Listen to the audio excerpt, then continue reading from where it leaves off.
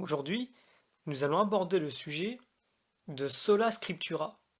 Alors nous allons faire assez rapidement, afin qu'on ait une vision plutôt globale des 5 piliers du protestantisme, parce que c'est souvent un sujet que nous, catholiques, avons besoin d'éclaircir avec les protestants.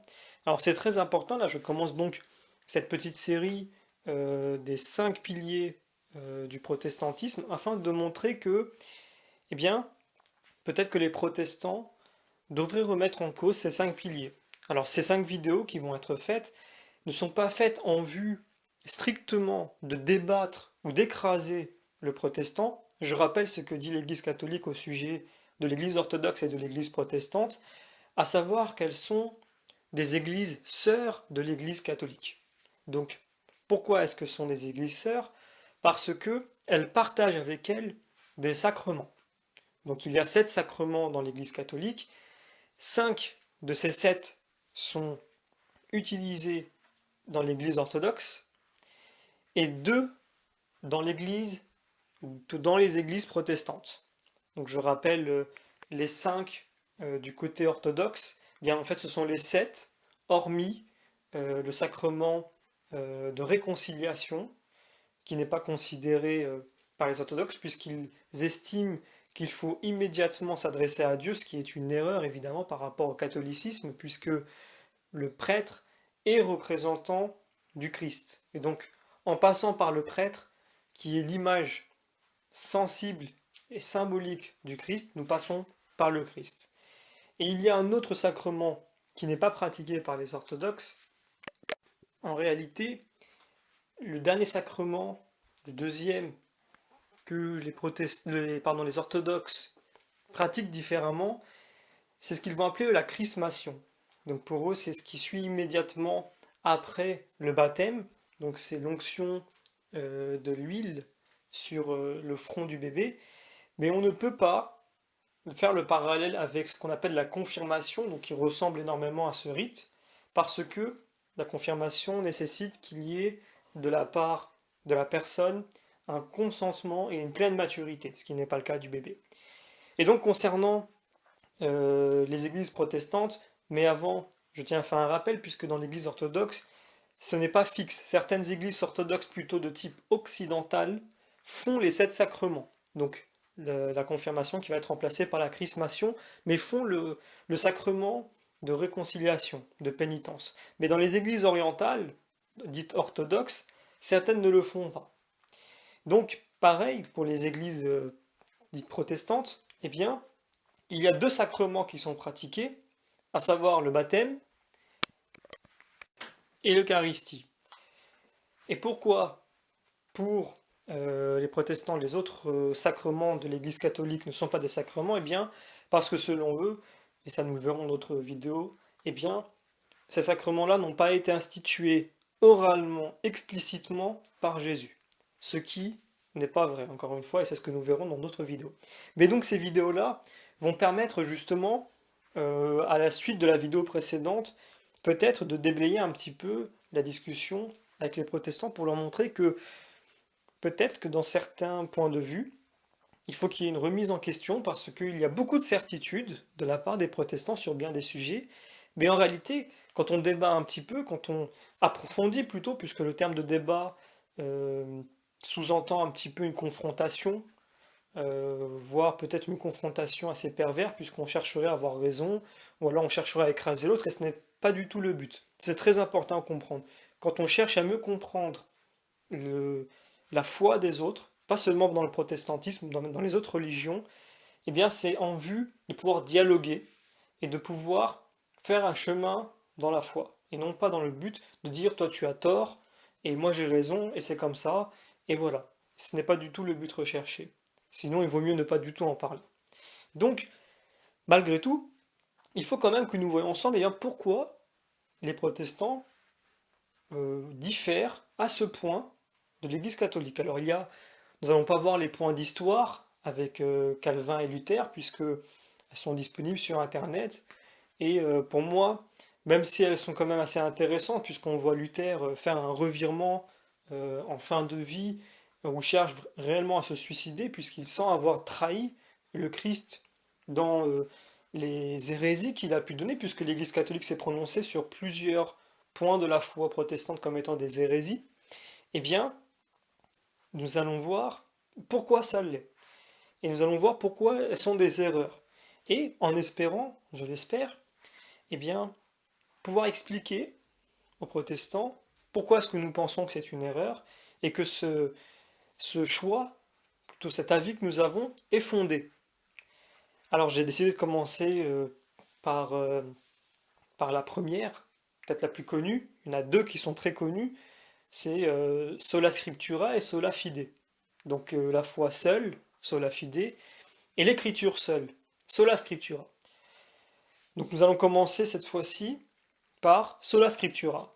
Donc pour les protestants, la Bible est l'unique canal de la révélation. Il n'y en a pas d'autre. Et il faut se baser uniquement sur la Bible et elle fait autorité seule. Pour les catholiques, il y a la Bible qui est la révélation, il y a la tradition avec un grand T, à savoir la tradition orale, et il y a le magistère, c'est-à-dire l'Église qui, par un charisme qui est donné à Saint Pierre, et nous le verrons encore dans une autre vidéo aussi, eh bien, fait que l'Église, avec un E majuscule, est protégée par ce charisme, donc quelque chose qui est donné à quelqu'un sans qu'il ne le mérite forcément, et qui rend infaillible sur un point de vue de la foi et sur les dogmes, donc tout ce qui concerne le salut, l'interprétation des textes bibliques à travers les dogmes. Donc, c'est très important à comprendre parce que c'est là où il y a une différence entre le protestantisme et l'Église catholique. Donc nous avons vu que pour l'Église catholique, il y a trois canaux de la révélation, donc trois canaux plutôt, et il y en a chez les protestants un seul. Nous allons voir pourquoi ce n'est pas possible de garder un seul canal sur les trois. Et pourquoi sur les trois canaux, eh bien, s'il en manque un seul, ce sont comme des pieds sur une chaise, s'il en manque un seul, tout se casse la figure. Donc, si je prends le cas du protestantisme, eh bien, on nous dit que la Bible est le seul canal. Pourquoi est-ce que ce n'est pas biblique et pourquoi ce n'est pas possible? Bien, dans un premier temps, pourquoi ce n'est pas possible? Il suffit de revoir la chronologie des faits. Ce qui arrive en premier dans l'ordre des trois canaux de l'Église catholique, la toute première chose, c'est la tradition. C'est d'abord une révélation orale qui est dans le cœur, donc la première personne de la révélation chrétienne va être Marie, véritablement, et elle va garder cette tradition dans son cœur. C'est écrit dans le Nouveau Testament, dans l'Évangile, que Marie entendait et regardait ce qui se passait même avec le Christ, et elle n'a pas oublié évidemment ce qui s'est passé dans sa chambre avec l'ange qui vient lui faire l'annonciation. Eh bien, toutes ces choses-là, elle les garde dans son cœur et elle les médite. C'est la tradition. Donc, elle arrive en premier. Par la suite, toutes ces choses orales qui vont se transmettre, qui vont se méditer, puisque les apôtres n'ont pas eu besoin d'avoir la Bible que nous avons entre les mains pour être dans la foi, puisque à ce moment-là, ils ne l'avaient pas. Ils avaient certes le Christ devant eux, et les contemporains aussi de cette époque-là, qui n'avaient pas la Bible entre les mains, eh bien, avaient ce qu'ils voyaient, s'ils en avaient l'occasion, de ce que produisait le Christ, et entendaient tout ce qui se racontait, et le méditaient. Donc c'est ça la tradition véritablement. Donc c'est une tradition, c'est une transmission orale infaillible de l'interprétation, de la compréhension des textes vécus. Donc c'est le texte qui est vivant, qui vit en nous, car il est médité. Comme c'est écrit dans le Nouveau Testament, eh bien, la lettre seule est morte, elle est vaine, mais l'esprit lui vivifie. Donc la Bible en lui-même est un livre, certes un livre extraordinaire, mais garder l'écriture toute seule, eh bien c'est la laisser morte. Et on le voit puisque les églises protestantes qui prétendent ne pas avoir de qui que ce soit qui interprète la Bible, puisque chacun interprète à sa façon, eh bien, on voit que sur 10 protestants, il va y avoir 9 interprétations. Donc on voit bien qu'il y a quelque chose qui ne va pas. Et c'est ce qui a donné les multiples et infinis courants protestants qui chacun, à leur façon, sans aucune règle, sans aucune délimitation, interprètent la Bible à leur façon, et donc se contredisent. Bien d'une paroisse protestante à une autre, eh bien vous aurez des interprétations différentes, quelquefois qui se contredisent purement. Donc, il y a quelque chose qui ne va pas. Et il est important que les protestants se rendent compte de cela. Que ce n'est pas possible de dire d'un côté que l'Esprit Saint va nous donner l'interprétation de la Bible et regarder de l'autre en voyant que il y a une multitude de protestants qui ne sont pas d'accord entre eux. Qui donc aurait l'Esprit Saint? Il serait difficile de savoir puisque personne n'est d'accord avec l'autre. On trouvera toujours quelques-uns qui vont être d'accord ensemble. Mais au final, on le voit puisque c'est un fait, il y a des milliers de courants protestants. On en compte, je crois, 26 000 de mémoire. C'est une preuve en soi que il est nécessaire d'y avoir ce qu'on appelle un magistère. Donc on y arrive.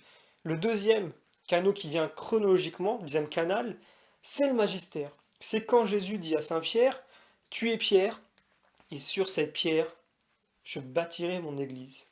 Et donc il continue, il lui explique que les portes de l'enfer ne prévaudront point contre elle. Et tout ce qu'il lira et tout ce qu'il délira, eh bien, sera valide. C'est le seul, donc l'Église, en la personne de Saint Pierre, qui a cette capacité-là à faire ce lien entre la terre et le ciel, et qui a ce charisme. Il est donné particulièrement à Pierre. Et on voit dans l'ensemble du Nouveau Testament, ça on refera une vidéo à part pour bien le préciser, que Pierre est toujours mis à part par rapport aux disciples, il est toujours suivi par les disciples, il est toujours seul, c'est toujours Pierre et les autres.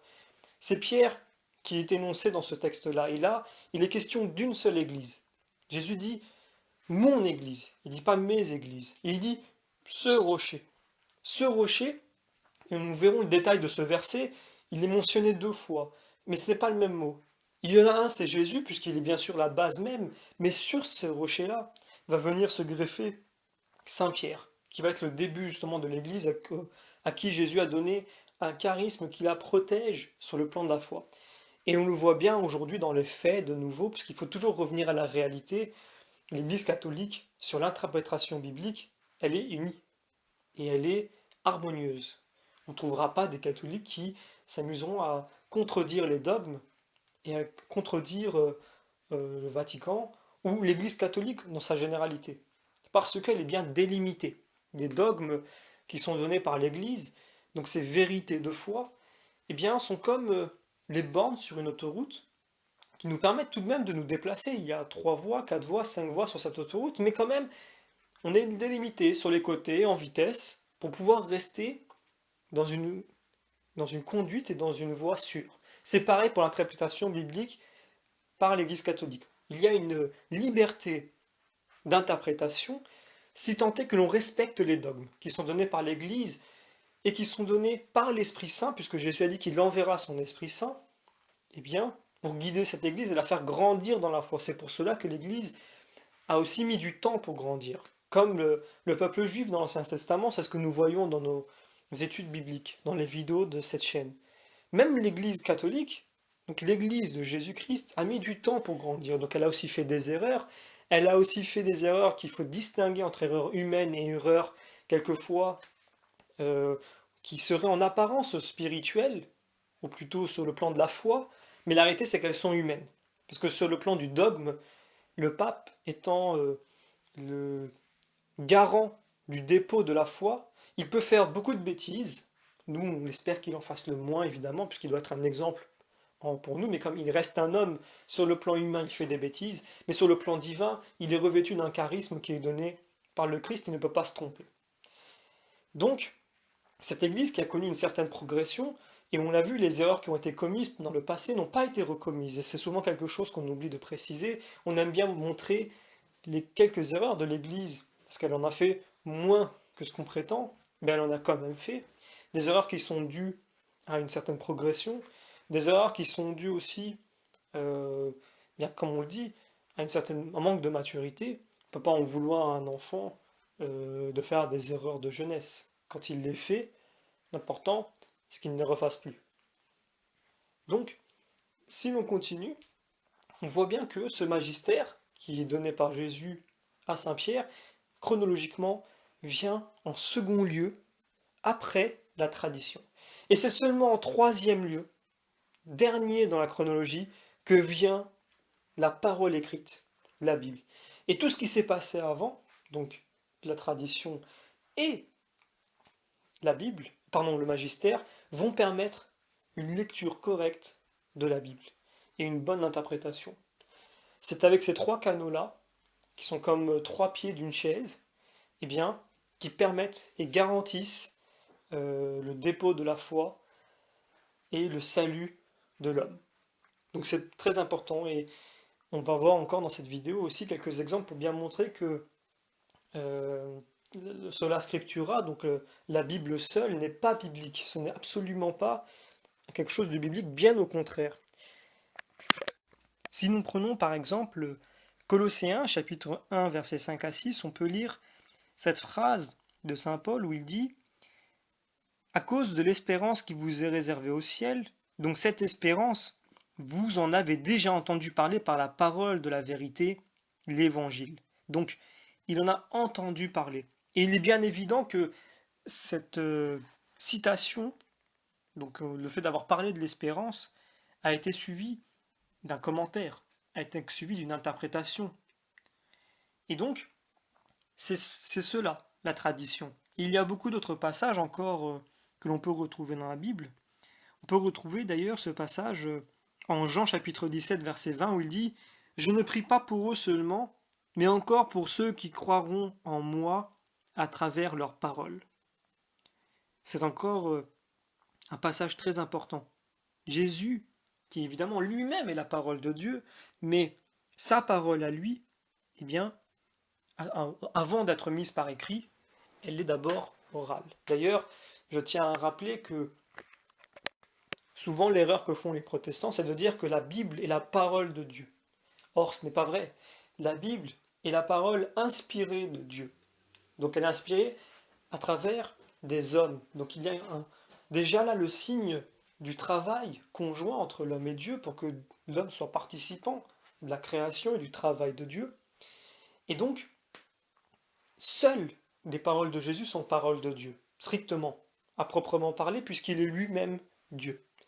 Le reste sont des paroles inspirées. C'est déjà la première erreur que font les protestants. Et pourquoi c'est une erreur qui, évidemment, va donner lieu à une seconde erreur, à savoir lire la Bible de manière linéaire. C'est-à-dire que certains protestants, des fois, se démêlent comme ça les cheveux en regardant le Nouveau Testament et se disent, mais comment est-ce qu'il est possible qu'il ait écrit ceci concernant le mariage ou la répudiation, mais que dans le Deutéronome, il est écrit autre chose? Et c'est une grosse erreur, puisque ce qui est écrit dans le Nouveau Testament vaut bien plus que ce qui est écrit dans l'Ancien, puisque comme on l'a dit, il y a une progression, non pas que l'Ancien Testament ait moins de valeur, mais il est donné à un temps, à un peuple, selon sa maturité spirituelle. Et cette maturité-là, elle a grandi, et elle atteint son sommet avec le Christ. Et on voit bien qu'il a bien préparé, durant plus de 1000 ans, son peuple, même pendant pratiquement 1500 ans même, pour sa venue. Il a préparé, il a pris son temps, non pas parce qu'il a envie de s'amuser ou qu'il veut les tenter, mais parce que ce temps-là, par les épreuves, par la maturation, permet d'accueillir justement le Christ. Et sans cette maturation-là, ce n'est pas possible. C'est-à-dire que si Jésus est arrivé au moment du Deutéronome, il aurait euh, très certainement été lapidé et tué immédiatement, dès la première phrase.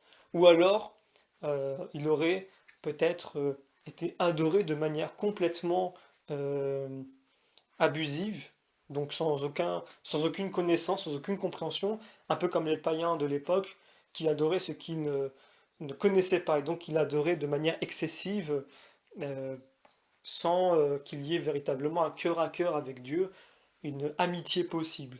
Donc je rappelle, Jésus dit maintenant, vous êtes devenus mes amis. Et maintenant, vous pouvez appeler votre Père Abba, ce qui n'était pas possible avant, puisque il n'y a évidemment pas eu la mort rédemptrice de Jésus, mais aussi parce il n'était pas prêt à cette époque-là. On l'a vu avec David, et on l'a vu avec d'autres personnages de l'Ancien Testament qui ont voulu une relation d'amitié avec Dieu, mais qui qui ont été empêchés par Dieu parce que ce n'était pas encore possible. La maturité de ces personnes-là dans l'Ancien Testament n'était pas encore suffisante. Si je continue, on peut encore trouver un autre passage en Luc, peut-être chapitre 4, et aussi au chapitre 5, on peut lire que un jour Jésus se trouvait au bord du lac de Génézareth, et la foule se pressait autour de lui pour entendre la parole de Dieu. Donc ces gens-là, de nouveau, ont entendu la parole de Dieu, ils l'ont médité dans leur cœur, certainement que Jésus expliquait beaucoup de choses à interpréter, eh bien, elles n'étaient toujours pas mises par écrit. Et nous avons donc bien la parole, nous avons donc bien cette transmission orale, et nous avons donc bien cette interprétation qui est donnée par Jésus.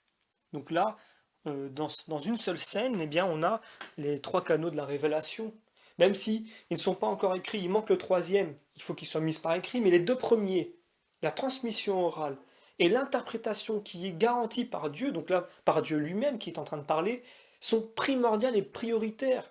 Et la mise par écrit n'arrive seulement qu'en 3e lieu. Donc elle est très importante puisqu'elle permet d'avoir le texte sous les yeux, mais s'il est donné oralement et qu'il est expliqué, il a plus de valeur, évidemment. Si je continue, on peut encore prendre un autre passage en Actes chapitre 4 verset 31 où on peut lire « Quand ils eurent prié, l'endroit où ils étaient rassemblés trembla. Ils furent tous remplis du Saint-Esprit et ils annonçaient la parole de Dieu avec assurance. » Donc là, nous sommes à l'époque où il est écrit le livre des Actes, donc au tout début vraiment du christianisme. Et encore une fois, à ce moment-là, il n'y a pas de Bible mise par écrit. Le Nouveau Testament n'est toujours pas mis par écrit. Et il ne le sera pas. Peut-être qu'à ce moment-là, selon le moment, eh bien, à certains passages dans le Nouveau Testament, selon la chronologie, peut-être que au mieux, l'évangile de Saint Matthieu est en train d'être écrit. Donc il n'est même pas encore propagé. Donc ce n'est pas possible. Et là, on voit bien que, de toute façon, même s'il avait été écrit, ce n'est pas ce qui leur a permis d'annoncer la parole, puisqu'on lit bien, ils furent tous remplis du Saint-Esprit, et ils annonçaient la parole de Dieu avec assurance. Donc ils ont bien reçu l'Esprit Saint, qui est évidemment nécessaire pour la compréhension, mais ça ne suffit pas. Ils ont donc reçu la connaissance des Saintes Écritures et de la parole de Dieu, alors qu'elle n'est pas encore mise par écrit.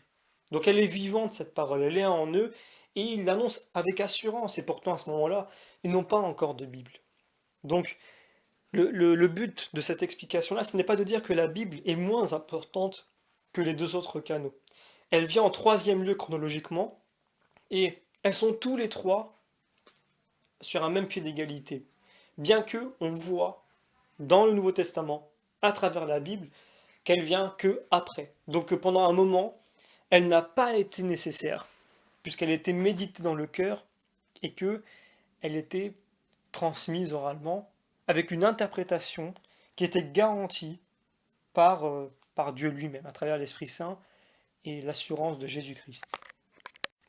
Si je continue encore, je peux lire la 2e lettre aux Thessaloniciens, au chapitre 3, verset 6, où nous pouvons lire « Nous vous recommandons, frères et sœurs, au nom de notre Seigneur Jésus-Christ, de vous éloigner de tout frère qui mène une vie désordonnée et qui ne suit pas les instructions reçues de nous. » On peut voir le chapitre précédent où il est écrit « Ainsi donc, frères et sœurs, tenez ferme et retenez les enseignements que nous vous avons transmis, soit oralement, soit par notre lettre. » Donc de nouveau, on voit bien que non seulement les apôtres avaient un rôle très important, donc c'est ce que nous verrons dans une autre vidéo, où véritablement ils étaient les garants de la révélation et de la foi, donc ils ont bel et bien été désignés par le Christ, et cette désignation s'est répandue à travers les siècles, jusqu'à aujourd'hui, par l'imposition des mains. Donc c'est ce que nous verrons dans une autre vidéo, et donc les évêques que nous avons aujourd'hui sont les descendants spirituels des premiers apôtres, des premiers disciples. Donc, nous voyons de nouveau qu'il y a une transmission orale, qu'il y a donc une interprétation qui va avec, et que la Bible n'est toujours pas encore présente à ce moment-là. En tout cas, le Nouveau Testament mis par écrit. Alors, il y a quelques instructions mises par écrit que saint Paul énonce, mais nous ne sommes toujours pas à cette Bible dont il est question dans le dogme du protestantisme, à savoir sola scriptura. Donc, il y a encore d'autres passages, il suffit de lire 1 Corinthiens chapitre 11, ou encore 1 Corinthiens chapitre 15, où il est question de nouveau de transmission orale. Et donc, comme nous l'avons dit, l'Église en tant qu'institution, donc en tant que Saint-Pierre, et la tradition ont existé bien avant que la Bible fût mise par écrit. Donc, ça permet de relativiser justement, de bien montrer que sola scriptura n'est pas possible. Donc on le voit aussi par les faits, donc je rappelle encore une fois, les protestants qui veulent absolument mettre en place sola scriptura, eh bien, ont découlé de cette façon de voir les choses des multiples et des multiples courants protestants qui se contredisent tous les uns des autres. Donc il y a une disharmonie qui évidemment ne vient pas de Dieu, qui ne vient pas de l'Esprit Saint. Donc cette volonté justement d'isoler la parole biblique, donc la parole sacrée, ça a été justement pour pouvoir en tirer, comme on le voit encore aujourd'hui dans d'autres courants, même d'autres sectes, eh bien, d'en tirer l'interprétation que l'on veut. Prenons le cas des témoins de Jéhovah, eh bien, ils font une interprétation fallacieuse de la Bible. Pourquoi? Parce qu'ils se sont aussi attelés à dissocier la Bible du magistère, donc du magistère de Saint-Pierre qui est proclamé par le Christ. C'est pareil pour les protestants. De nouveau, ils ont voulu se dissocier de l'Église. Cela a donné des interprétations multiples qui ne concordent pas, qui se contredisent. Donc, à chaque fois que ces trois canaux de la révélation, quand un manquait, eh bien, tout se cassait la figure. Donc j'ai pris le cas du protestantisme où il manque le premier canal qui est la tradition, le second qui est qui est ensuite le magistère qu'il rejette. Il ne reste plus que sola scriptura, donc la Bible seule. Tout se casse la figure, puisque l'interprétation biblique ne fonctionne pas sur la Bible seule, c'est une lettre morte. Prenons le cas maintenant donc, des témoins de Jéhovah, puisque je l'ai pris. Certes, les témoins de Jéhovah n'ont pas la tradition, ils n'ont pas non plus le magistère, mais en réalité ils l'ont. Mais ce n'est pas le magistère de l'Église. Ils ont choisi de transférer cette autorité-là de l'Église au magistère de la Watchtower. Donc, ils le disent clairement dans leur écrit, c'est le seul et unique canal de la révélation. Donc, ils ont aussi un magistère qui n'est pas le magistère de l'Église, et de nouveau, ça se casse la figure. Nous avons des interprétations fallacieuses qui sont en vue justement de contredire l'Église et de la combattre. C'est ainsi que on voit bien qu'il faut les trois canaux de la révélation. Ces trois canaux sûrs permettent un dépôt et une garantie de la foi et de son interprétation qui est totale. Et on voit bien que l'Église catholique, depuis 2000 ans, n'a jamais flanché. Elle a progressé, elle a avancé, mais elle n'a jamais flanché, elle ne s'est jamais contredite. Elle n'a jamais permis justement d'être influencée par divers courants, divers régimes politiques en place. Et donc pour terminer cette vidéo, pour pas qu'elle soit trop longue, eh bien, pourquoi est-ce que l'écriture est censée venir en dernier? Il suffit de comprendre comment l'homme comprend, disons, la valeur de la vérité. Il y a 4 degrés de vérité. Ça, c'est une analyse qui est philosophique et non pas théologique. Il y a 4 niveaux de vérité. Il y a la vérité en tant qu'elle est vérité. Donc c'est la vérité ontologique.